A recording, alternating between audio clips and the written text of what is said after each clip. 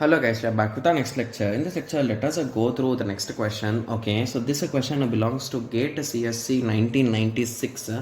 Okay, so the given question is let G be a context-free grammar where G, okay, so they give that thing with the productions, they give the productions. So epsilon denotes this thing. Transform the grammar G to an equivalent context-free grammar that has a no epsilon production and no unit production. Okay, so basically, I think this particular topic we'll be discussing in compiler designing. Guys, if you haven't learned about compiler designing, please watch the course and come back to this question, guys. I don't know how this question has ended up in TOC, but mostly this topic will be discussing in compiler designing. Okay, yes, okay, so let us anyway solve it now because I don't want to skip it, right? Yes, okay, so even by observing the video also you can easily understand, guys. So just to concentrate. Okay, yes, so the first step what they told is to eliminate that particular epsilon, right? Yes, so if we want to eliminate these epsilons, what is the best thing, guys? So substitute in its place, right? Yes, so the first thing is a could be epsilon, right? Yes, so if a is epsilon, what will be the case, guys? So here I am having a, b,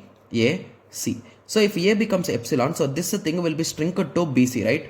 Yes, so without epsilon, with epsilon. Similarly, the same case with respect to b also. So this is without epsilon, okay, but if this is with epsilon, so it becomes a c, and if this with epsilon, it becomes a c, right?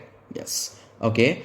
And similarly here also we are having a case, so it is a capital A, and here if I substitute a epsilon, so it becomes a small a. Similarly here also I am going to get small b, right? Yes, and at the end we are having a c implies a d.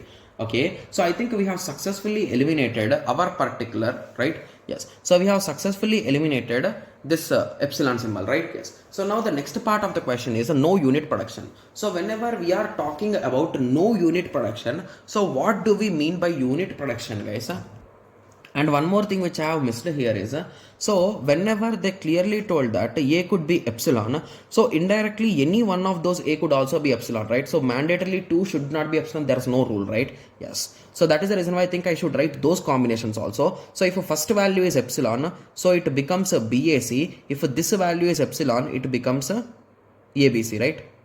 Yes, okay, yes, so there are ABAC, BC, AAC, there is a C, there is a BAC, there is a ABC, and here also again that chance will come, right? So here also AA could be any one of them, could be epsilon, right? Yes, so AC will come, right? Yes, and C I have already covered. Okay, yes, okay, so what is the unit production means? So if a capital symbol is giving to capital symbol, so indirectly that's nothing but it's doing nothing, right? So capital symbol to capital symbol is nothing but unit production. So if you observe, S implies a C. So what we do is we remove that C and we are going to write its production directly. So C means a D. So I will convert this into small d.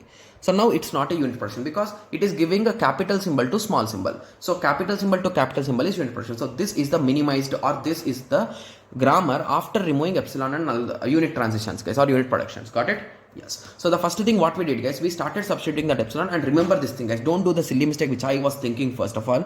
So both of them is not mandatorily be epsilon. So basically if epsilon we are substituting, it might be in all combinations, guys. So this is 1, this is 2, this is 3, right? Yes, and similarly, and this is also, so if 2 are epsilons, so this is for this other part, right? Yes, okay, so now I hope everyone got a clear idea with respect to this. So in the next lecture, let us continue with the next question, right? Yes, so let us meet in the next lecture. Thank you, thanks for watching. It's clear, right? Yes, okay, thank you, thanks for watching. Like, share and subscribe for more awesome videos like this. Thank you.